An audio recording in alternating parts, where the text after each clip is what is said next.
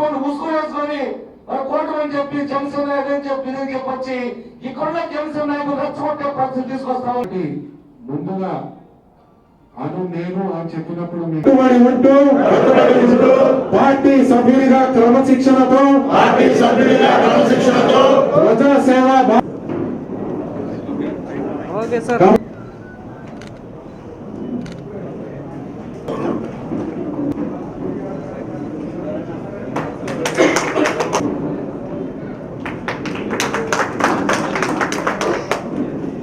చేయడం జరుగుతుంది. అలాగే పొన్నూరు టౌన్ అధ్యక్షులు ప్రధాన రామోత్సవం గారు హెల్త్ బాగోకపోవడం,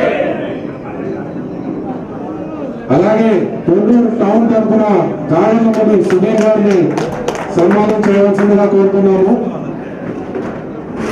కథగాగని మండలం సన్మానం జరిగినట్టుగా భావించాలని మీ అందరినీ కోరుకుంటుంటే నాయకత్వం వాళ్ళది కొంత బలహీనంగా ఉంది. నమ్మసక్యం వాళ్ళ పార్టీల మీద విశ్వాసం ఉండదు. వాళ్ళు గెలిచిన సభ్యులే వాళ్ళ పార్టీ మెంబర్లు తెచ్చుకున్న ఒక్క వార్డు మెంబర్ మన దగ్గర తీసుకువెళ్తారు. మన ఇవాళ 8 మంది ఎంపీటీసీలు మన పరిస్థితిలో కూడా ఉన్న మెంబర్ని కూడా వాళ్ళు టచ్ చేయలేకపోయారు. ఒక్క మెంబర్ని కూడా వాళ్ళు టచ్ చేయలేకపోయారు. వార్డు మెంబర్ని ఒక్క మనిషిని కూడా 3 సార్లు మళ్ళీ 6 నెలలకు ఎన్నికలు రావటం, కోట్ల రూపాయలు ఖర్చు పెట్టి సుమారు 5 కోట్ల రూపాయల గ్రామం మనం అఖండ మెజార్టీగా గెలిచాం. సర్పంచ్ గా మెంబర్లుగా కూడా తెలియజేస్తున్నా. ఇవాళ ఎన్నికబడిన నాయకుడు సుమారు గుర్తు పెట్టుకోండి, సంవత్సర కాలం ఉంటాడు, రేపు కనపడతాడు లేదో దయనీయమైన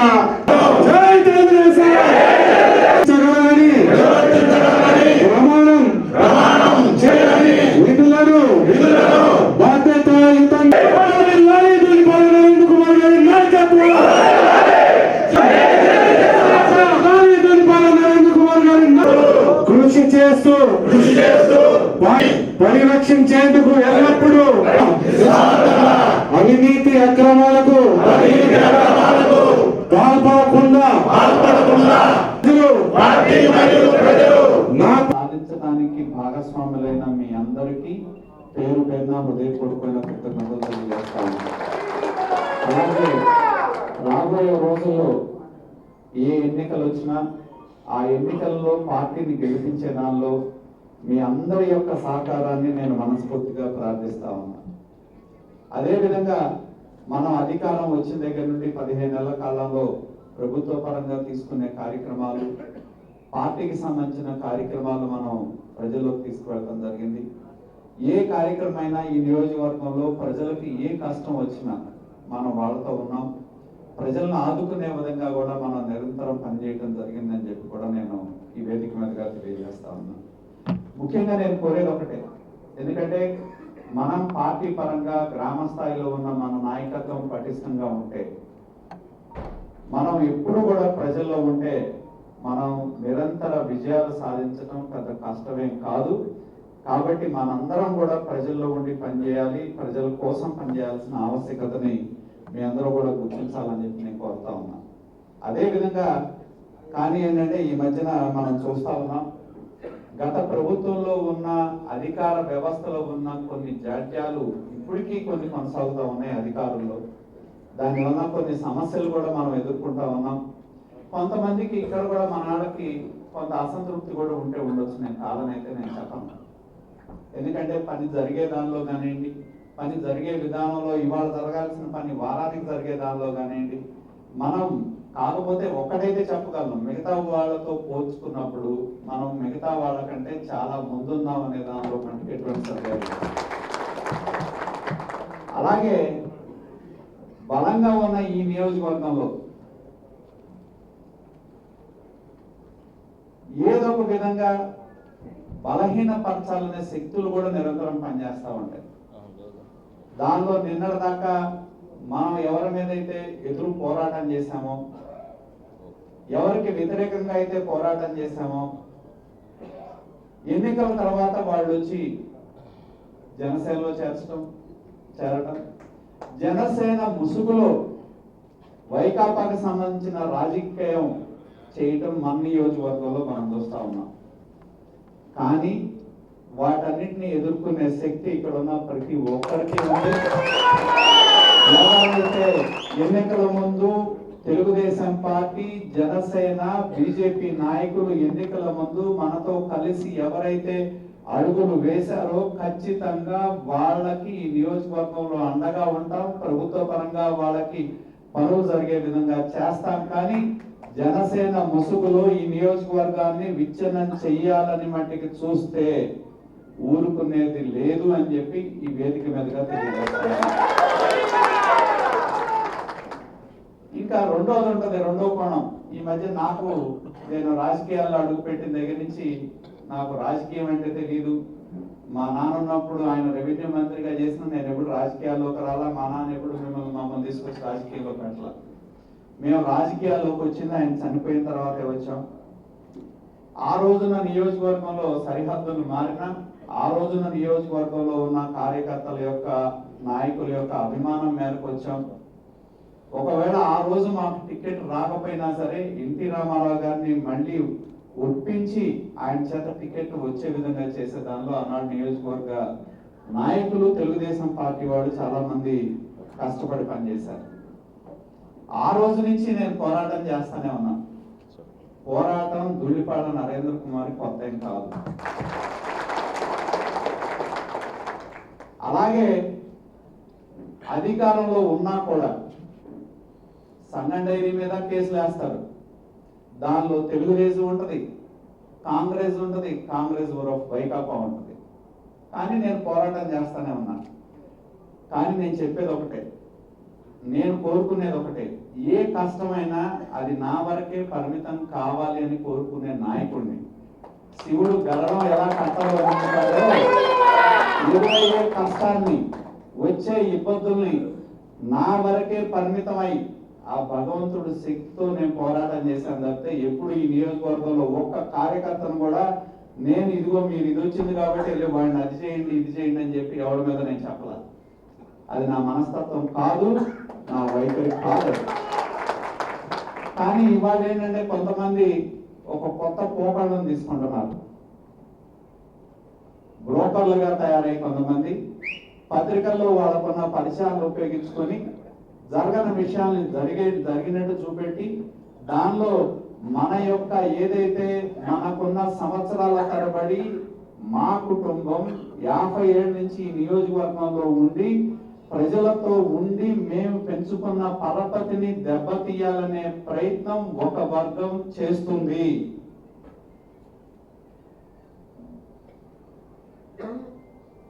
దాన్ని మట్టికి ఎట్టి పరిస్థితుల్లో 600 సహించేది లేదు అని చెప్పి ఈ వేదిక మీదుగా తెలియజేస్తా ఉన్నా.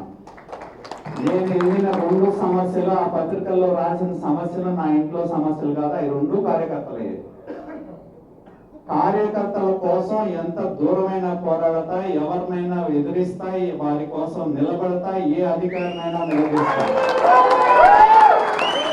కానీ నాకు అధికారం ప్రభుత్వం ఉందా లేదనే దాంతో పని లేదు.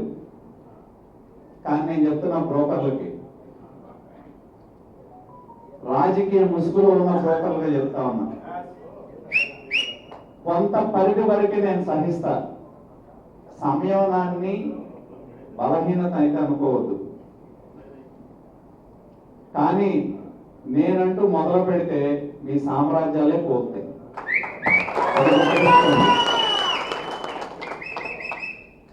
ఎందుకంటే ఈ నియోజకవర్గంలో సంవత్సరాల తరబడి అనుబంధం ఉంది. నియోజకవర్గ సరిహద్దులు మారినా కూడా పెదకాకాని చేబ్రోలు కలిసిన తర్వాత కూడా ఆ మండలాల్లో ఉన్న కార్యకర్తలు, నాయకత్వం అంతా కూడా మాతో కలిసి నడిచింది. ఖచ్చితంగా 50 సంవత్సరాలుగా మా కుటుంబం ఈ నియోజకవర్గంలో ఉంది. ఇటువంటి పరిస్థితుల్లో మాకున్న పరపతిను దెబ్బతీయాలని చూడాలనే ప్రయత్నం చేస్తే దానికి తగ్గట్టు ప్రతిఫలం ఉంటుంది, తిరుగుబాటు ఉంటుందని చెప్పి కూడా నేను తెలియజేస్తా ఉన్నా. కాబట్టి నాదంతా కూడా ఇక్కడ ఎవరి కార్యకర్తల మీద నేను రుద్దను. నేను ఇక్కడున్న ఈ నియోజకవర్గంలో ఒక్క కార్యకర్తను చెప్పమానండి, ఏ రోజైనా నేను చెప్పి ఇదిగో మీరు పలానాడు మాట్లాడాడు, పలానా కాన్ఫరెన్స్ లో పలానాడు వ్యతిరేకంగా చేస్తున్నారు, మీరు వెళ్ళండి నిలదీయండి, మీరు అడ్డుకుండా నేను చెప్పిన పరిస్థితి ఒకటి చెప్పండి ఈ నియోజకవర్గంలో. అది నా నైజం కాదు, నా లక్షణం కాదు. నా యుద్ధం నేనే చేస్తా. ఎలా చేయాలో భగవంతుడు నాకు శక్తినిచ్చాడు, తెలివితేటలు ఇచ్చాడు. కానీ మీకు అవసరమైనప్పుడు ఖచ్చితంగా మీతో నిలబెడతాం. మీకు కష్టం వస్తే మేము ఉంటాం. ఈ నియోజకవర్గంలో కావాల్సిన కార్యకర్తలకు అండగా ఉంటాం. నేను మొన్న అధికారులు కూడా నేను అదే చెప్పాను. మన్నాడు లాంటి గ్రామంలో ఇదే బాబురావుని వాళ్ళ అధికారంలోకి రాగానే కొట్టి చేలో పడేస్తే మేము వెళ్ళి ఆయన బతుకున్నాడో లేదో తెలియని పరిస్థితుల్లో అక్కడికి వెళ్ళి తీసుకెళ్లి రమేష్ హాస్పిటల్లో చేర్చి ఎంతో ఆందోళన చెందితే కేసు కట్టిన దాదాపు 2 నెలల పాటు అరెస్ట్ చేసిన నేపథ్యం కూడా లేదు, దిక్కు లేదు. మేము హైకోర్టులో కేసులు వేసినా దిక్కు లేదు. ఇవాళ ఎక్కడో ఒక చిన్న సంఘటన జరిగితే దాన్ని ఏదో సోషల్ మీడియాలో వచ్చిందని చెప్పి దానికి రకరకాలుగా అధికార యంత్రాంగం చేస్తే ఖచ్చితంగా నేను అధికారులు కూడా చెప్పడం జరిగింది. ఎందుకంటే మా నియోజకవర్గం ప్రశాంతమైన నియోజకవర్గం, అనుకోకుండా జరిగిన సంఘటన అది. దాన్ని మీరు వేరే విధంగా చేసి మరి ఎవరైతే వ్యక్తులు 3 భావిస్తా ఉన్నారో వాళ్ళు అప్పటికే పోలీసులు అరెస్ట్ చేశారు, వాళ్ళ కస్టడీలోకి తీసుకున్నారు. అయినా మా వాళ్ళని ఇబ్బంది పెడతామంటే కుదరదని కూడా చెప్పడం జరిగింది. నేను ఒకటే తెలియజేసేది, మనం 5 సంవత్సరాలు ఎన్నో రకాలైన ఇబ్బందులు ఎదుర్కొన్నాం, ఎన్నో కేసులు ఎదుర్కొన్నాం, ఎంతో మంది మీద కేసులు ఉన్నాయి, ఎన్నో పోరాటాలు చేశాం, ఎంతో మంది చేత మన కార్యకర్తలు ఆనాటి ప్రభుత్వంలో ఉన్న పోలీసుల చేత లాఠీ దెబ్బలు తిన్నాడు ఉన్నారు. మనం ఆందోళన చేస్తే వాళ్ళు వచ్చి మనల్ని కొట్టిన సందర్భాలు ఉన్నాయి. మనమన్న ఎస్ఐల అధికారం మారంగానే మన నాయకులకి స్టేషన్కి వెళ్తే కొట్టిన సందర్భాలు ఉన్నాయి. ఇవన్నీ కూడా సజీవంగా మన కళ్ళ ముందు ఉన్నాయి అనేది నేను తెలియజేస్తా ఉన్నా.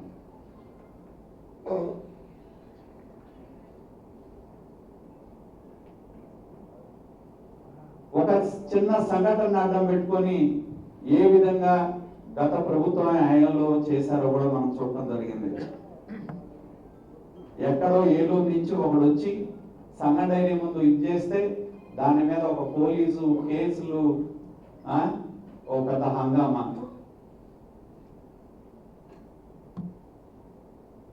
కాబట్టి నేను అందరినీ కోరేది ఒకటే, వాడు చేశారు కాబట్టి మనం చేస్తామని నేను చెప్పగలను. నేను మీ అందరూ కూడా తెలియజేసేది ఒకటే, మనం మన కార్యకర్తల్ని, మనల్ని, మన నాయకత్వాన్ని పటిష్టం చేసుకోవాలి. మనం మన కార్యకర్తలకి కానీ ప్రజలకు కావాల్సిన పనులు చేయాలి. ఈ నియోజకవర్గం పొన్నూరు నియోజకవర్గం.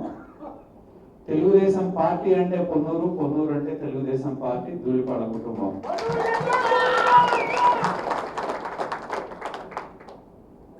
కాబట్టి నియోజకవర్గ స్థాయిలో పదవులు అది నా బాధ్యత, రాష్ట్ర స్థాయిలో పదవులు రాష్ట్ర పార్టీ బాధ్యత. కాబట్టి రాష్ట్ర స్థాయిలో నేను చాలా మంది వస్తారు, నన్ను అడుగుతారు ఆ పదవి ఈ పదవి. నేను ఒకటే చెప్తాను, నియోజకవర్గంలో నన్ను అడగండి, రాష్ట్రం అయితే రాష్ట్ర పార్టీని అడగండి అని చెప్తారు. అలాగే నేను కోరేది ఏంటంటే, రాష్ట్ర స్థాయిలో పదవులు పొందినాడు నియోజకవర్గంలో ఉండాలి అంటే గ్రామ స్థాయి నాయకత్వంతో కలిసి పనిచేసే విధానంలో ఉంటే ఈ నియోజకవర్గంలో ఉండండి, లేదా వేరే అడ్రస్ ఎత్తుకోండి. అంతేగాని మాకు పదవులు ఉన్నాయని చెప్పి ఇక్కడ స్థానికంగా సంబంధం లేకుండా చేసే పరిస్థితి ఉంటే ఎట్టి పరిస్థితుల్లో దాన్ని కూడా ఒప్పుకునే పనే లేదు. నా దగ్గర నుంచి కింద వరకు ఎవరైనా ఏ నాయకుడైనా ఆ ప్రాంతంలో ఉన్న పార్టీ నాయకత్వం, ఏ ప్రాంతం అయితే, ఏ ఏరియా అయితే, అది దళితవాడ కావచ్చు, బీసీల ఏరియా కావచ్చు, ఆ ప్రాంతంలో ఉన్న నాయకత్వాన్ని గుర్తించడం కానీ, అక్కడ ఉన్న నాయకులకి అనుగుణంగా పనిచేయటం కానీ, వాళ్ళ ఆలోచనలు తెలుసుకోవటం కానీ, వాళ్ళ ఆలోచనలకు అనుగుణంగా మనం ముందుకు వెళ్ళే విధంగా చేయాల్సిన బాధ్యత మన మీద ఉంది. ఖచ్చితంగా ఆ విధంగా చేస్తామని కూడా తెలియజేస్తా ఉన్నా. అదే విధంగా నేను గతంలో కూడా చెప్పా చాలా మందికి, అయ్యా మన ముందు ఇక్కడ పోస్ట్ మార్టం చేయడానికి కాదు, మామూలు పోస్ట్ మార్టంకి ఎవరైనా చనిపోతే వెళ్తే ఏం చేస్తారంటే చనిపోయిన తర్వాత ఆ వ్యక్తి ఎందుకు చనిపోయాడు, దేనికి చనిపోయాడు అనేది పోస్ట్ మార్టం పని. రాజకీయం అనేది పోస్ట్ మార్టం ఉద్యోగం కాదు. మన కళ్ళ ముందు ఒక పని ఎవరైనా కాసేపు ధూళిపాడు నరేంద్రే తప్పు చేస్తున్నాడు అనుకుంటే, ధూళిపాడు నరేంద్ర అయ్యా నా దగ్గరకు వచ్చి మీరు తప్పు చేస్తున్నారంటే దీనివల్ల ఈ నష్టం జరుగుతుంది, ఇదిగో ఇది జరుగుతుందని చెబితే మీకు పార్టీ మీద శ్రేయస్సు, పార్టీ బతకాలనే కోరుకున్నట్టు. అయిపోయిన తర్వాత చెప్తారు, మన వాళ్ళకి చాలా మందికి అలవాటు అది. అయిపోయిన తర్వాత వచ్చి ఏం చెప్తారంటే, ఏమండి ఇది నాకు ముందే తెలుసు, నాకు ఇలా జరుగుతుందని, కానీ నేను అలా చెప్పలేకపోయాను, ఇవాళ వచ్చి చెప్తున్నానని చెప్తారు. దయచేసి నేను ఒక్కటే తెలియజేస్తా ఉన్నా, ఇది మన కుటుంబం, ఇది తెలుగుదేశం పార్టీ కుటుంబం. నేను ఎన్నోసార్లు చెప్తా, ఈ కుటుంబానికి మనం కులం లేదు, మతం లేదు, ఏమీ లేదు. ఒకటే, ఇది మనం కొన్నూరు నియోజకవర్గంలో ఉన్న తెలుగుదేశం పార్టీ కుటుంబం. ఆ కుటుంబానికి పెద్దగా ఈ నియోజకవర్గంలో నేను ఉన్నాను.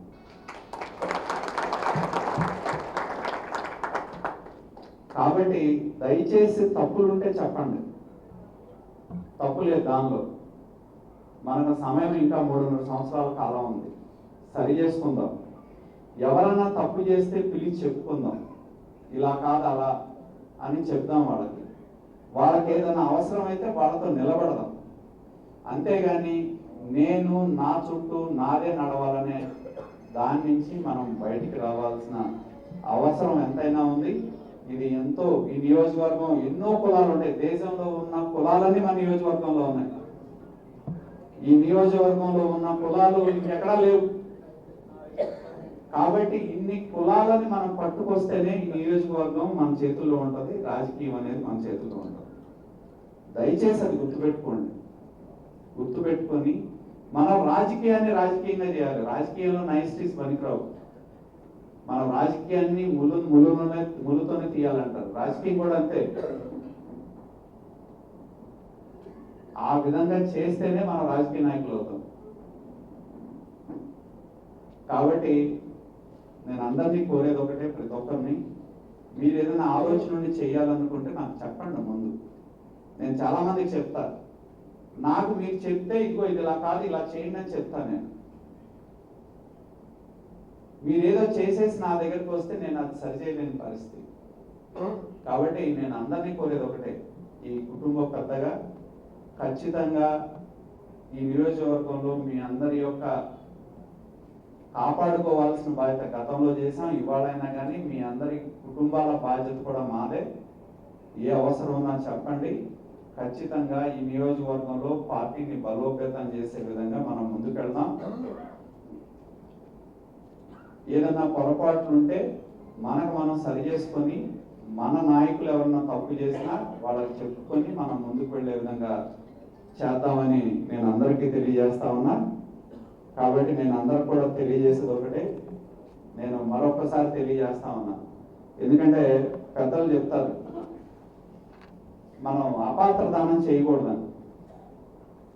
అపాత్ర దానం చేస్తే ఏంటంటే వానపాము కూడా తాసుపామే మనం కాటేస్తుంది.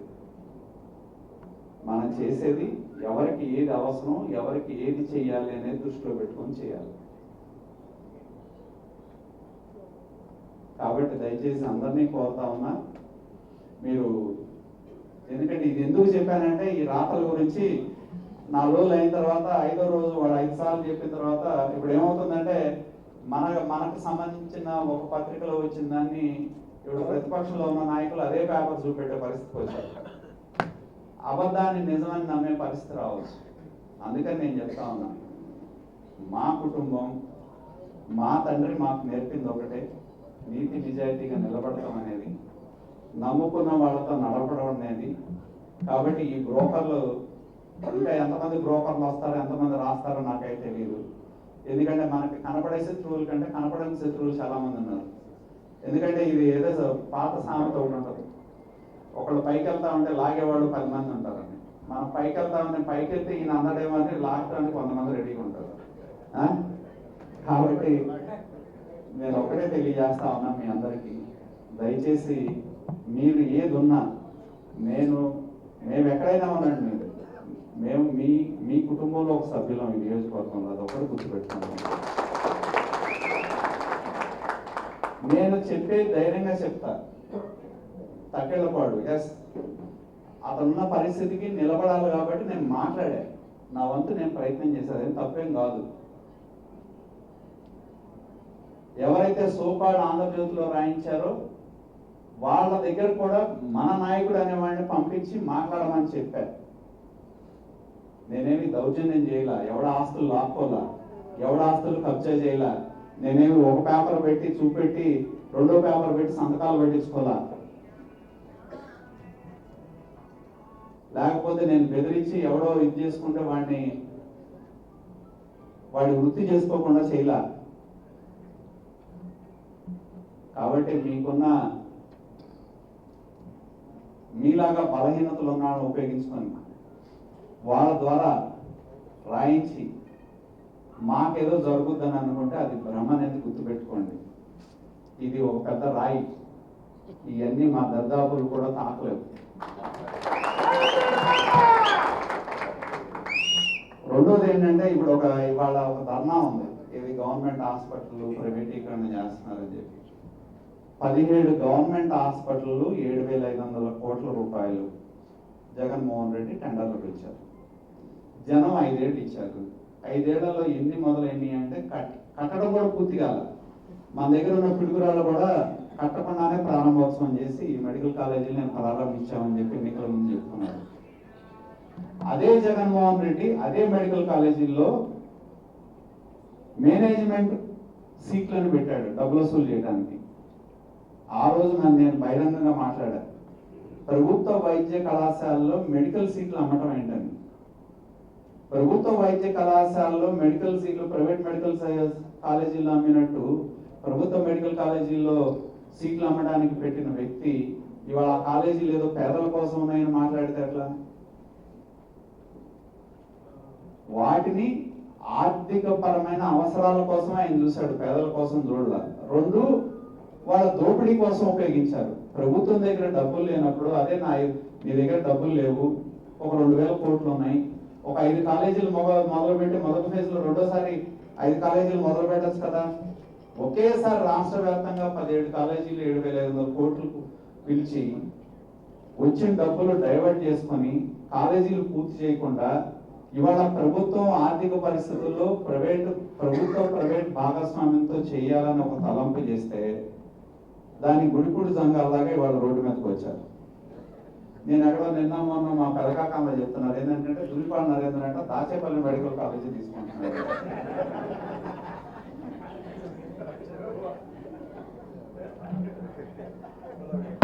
ఎక్కడో మన కాకా దాటే ఇవాళ కూడా ఏదో చెప్తున్నారు.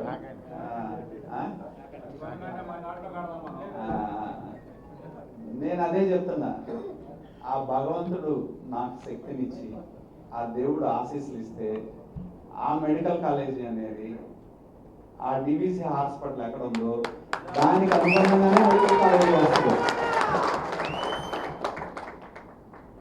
ఎందుకంటే మా లక్ష్యం 2, 1 వైద్యం, 2 చదువు. వైద్యం నాకు తెలిసి హాస్పిటల్ కట్టలా, నేను తెలియకుండానే హాస్పిటల్ కట్టారు.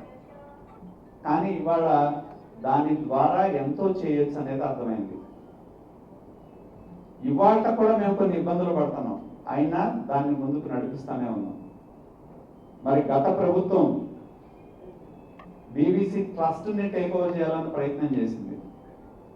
జిఎస్టీ అధికారులను పంపించారు, మేము హైకోర్టుకి వెళ్ళాం, ఎండోమెంట్లోకి తీసుకోవాలని ప్రయత్నం చేశారు, డైరీని తీసుకోవాలని ప్రయత్నం చేశారు.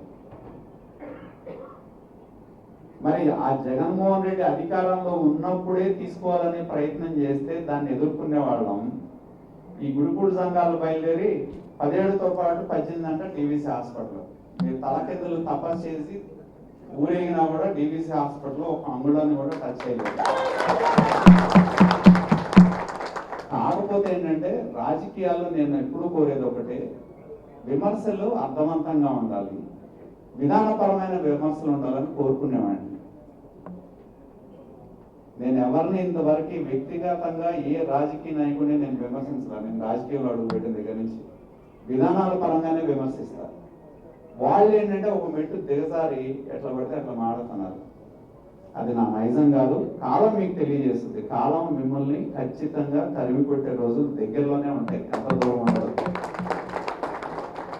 ఖచ్చితంగా ఈ రోజు చెప్తున్నా, నేను మెడికల్ కాలేజీ ఆ భగవంతుడు అన్ని శక్తినిచ్చి అన్ని ఇస్తే మీరు కనుక మొన్న అడ్డం పడకుండా ఉంటే నేను నా హాస్పిటల్లో 2వ బ్లాక్ కట్టేవాడిని. కోవిడ్లో మా హాస్పిటల్ చేసినట్టుగా చుట్టుపక్కల 2-3 జిల్లాల్లో ఒక్క హాస్పిటల్ కూడా చేయలేదు కోవిడ్లో, అతి తక్కువ ఖర్చుతో. ఇప్పటికీ నేను బాధపడతా ఉన్నా, 2వ కోవిడ్ ఎందుకు చేయలేదు మేమని. నాకు అప్పటికే తెలుసు కాబట్టి నా మీద ఏదో కుట్ర పన్నారు, మన లోన్ వేస్తారు, నేను లోన్కి వెళ్తే మా హాస్పిటల్ వాడు చేయలేరనే ఒక ఆలోచనతో నేను ఆపాను. కానీ 2వ కోవిడ్లో తీవ్రమైన నష్టం, ఆర్థిక నష్టం జరిగింది, ప్రాణ నష్టం జరిగింది. కాబట్టి నేను కోరేది ఏంటంటే, జగన్మోహన్ రెడ్డి గారికి అధికారం పోయినా ఇప్పటికీ వాళ్ళ ఉన్న వైఖరి మాటల అహంకారం తగ్గలేదు. ఇవాళ ప్రభుత్వం ఆర్థిక పరిస్థితులను దృష్టిలో పెట్టుకొని ప్రభుత్వ ప్రైవేట్ భాగస్వామ్యంతో హాస్పిటల్స్ నడపాలి అనే ఆలోచన చేస్తే, కాలేజీలు నడపాలని చేస్తే తప్పేముంది దానిలో? ఈ జిల్లాలోకి ఎయిమ్స్ తెచ్చింది ఎవరు? ఈ ప్రభుత్వం కాదా? నాకు మొన్న ఎవరో చెప్పారు, వీళ్ళు ఇంత మాట్లాడి రోడ్లెక్కే నాయకులు మన జిల్లాలో ఉన్న మంగళగిరిలో ఉన్న ఎయిమ్స్ కి ప్రతి నెల మంచినీళ్ళకి ఎంత ఖర్చు పెడతారో తెలిసినాడు ఎవరు చెప్పండి? ఇక్కడ ఎవరికైనా తెలుసా?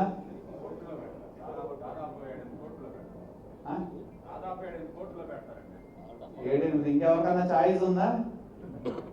ఇంకెవరన్నా అంచనాకి చెప్పండి, చెప్తారు. ఊరిని ఒక అంచనాకి ఎయిమ్స్ కి మంచినీటి ఖర్చు నెలకెంతో తెలుసా? జగన్మోహన్ రెడ్డి మనం ఇచ్చిన పైప్ లైన్ కృష్ణానది నుండి ఏకపోవడం మూలాన ప్రతి నెల ఎయిమ్స్ కి మంచినీళ్ళు ట్యాంకర్లో పెట్టి తోడటం మూలాన నెలకయ్యే ఖర్చు 2 కోట్ల రూపాయలు. 2 కోట్లు నీళ్ళకి, వైద్యానికి కాదు, నీళ్ళకి. అంతర్జాతీయ ఎయిమ్స్ ఇన్స్టిట్యూషన్ కి జగన్మోహన్ రెడ్డి గత ప్రభుత్వం మన హయాంలో వచ్చింది కాబట్టి దానికి ఇవ్వకూడదని చెప్పి కక్ష కట్టడం మూలాన మంచినీళ్ళ పైప్ లైన్ వేయకపోవటం మూలాన ప్రతి నెల ఎయిమ్స్ లో, నాకు మొన్న డాక్టర్ కలిసాడు, నేను వెళ్తాండే ఎయిర్పోర్ట్ లో, చెప్తున్నాడు మా కష్టాలు చెప్పుకుందామంటే వెళ్ళలేదు సార్, ఈ ప్రభుత్వం వచ్చిన తర్వాత తీరిందని చెప్పి. 2 కోట్ల రూపాయలు మంచినీళ్ళ కోసం ఎయిమ్స్ ఖర్చు పెట్టిందంటే నెలకెంత? లెక్కలు బాగా వచ్చిన వాళ్ళు ఉన్నారు, పక్కన చెప్పండి. రియల్ ఎస్టేట్ వాళ్ళు బాగా చెప్తారు. 24 కోట్లు. కనీసం 3 ఏళ్ళు వేసుకోండి, 3 ఏళ్ళు, 5 ఏళ్ళు తీసేయండి, మొదలై 2 ఏళ్ళు 3 ఏళ్ళు అయింది. 72 కోట్లు మంచినీళ్ళ కోసం జగన్మోహన్ రెడ్డి యొక్క నిర్వాహకం వల్ల ఎయిమ్స్ ఆడు ఖర్చు పెట్టాల్సింది. ఆ 72 కోట్లు కనుక అదే హాస్పిటల్ కోసం ఖర్చు పెడితే ఇంకో బిల్డింగ్ అయ్యేది, ఇంకా బ్రహ్మాండంగా డెవలప్ అయ్యేది. కాబట్టి ఆయనకేమి ఇవాళ ప్రభుత్వ మెడికల్ కాలేజీల మీద ప్రేమని కాదు, నిజంగానే ప్రేమ ఉన్నాడైతే ఎయిమ్స్ కి ఇంత డబ్బులు ఖర్చు పెట్టకుండా మంచినీళ్ళు పైపు లేని ఇవ్వలేని నాయకుడు ఇవాళ వాళ్ళ నాయకులను పంపించి రోడ్డు ఎక్కించి మెడికల్ కాలేజీలు ఏదో తెలుగుదేశం పార్టీ ప్రైవేట్ వాళ్ళకి ఇస్తుందని చెప్పి మాట్లాడుతున్నారంటే ఇది పేద ప్రజల మీద ప్రేమని కాదు, కేవలం రాజకీయం కోసం. కాబట్టి ఏ ప్రభుత్వ కళాశాలలో అయినా ప్రైవేట్ వాళ్ళకి ఇచ్చిన గవర్నమెంట్ సీట్లు గవర్నమెంట్కే ఉంటాయి. మేనేజ్మెంట్ సీట్లు ఎటు ఆయన ఇచ్చాడు, కొత్తగా మనం ఇచ్చేది ఏముంది మేనేజ్మెంట్ సీట్లు. కాబట్టి పేద విద్యార్థులకు వచ్చే నష్టమేం లేదు. కాకపోతే రాజకీయం ప్రజలు మర్చిపోతారని చెప్పి వాళ్ళ యొక్క గుడిపూడి సంఘాల నాయకులందరినీ రోడ్డు మీద పంపించడం జరిగింది.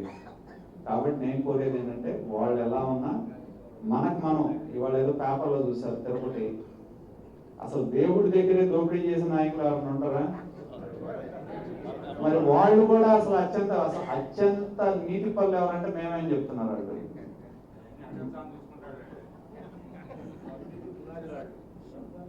కాబట్టి అటువంటి నాయకులు ఇవాళ మళ్ళీ రోడ్ల మీదకి వచ్చి ఉపన్యాసాలు ఇస్తుంటే వినాల్సిన కర్మం ఉంది. కాబట్టి దయచేసి అందరినీ నేను కోరేది ఒకటే, మన నియోజకవర్గం నేను ప్రతి ఒక్కరిని కోరేది ఒకటే, మనం ప్రజల కోసం పనిచేద్దాం, మన నియోజకవర్గ అభివృద్ధి కోసం పనిచేద్దాం.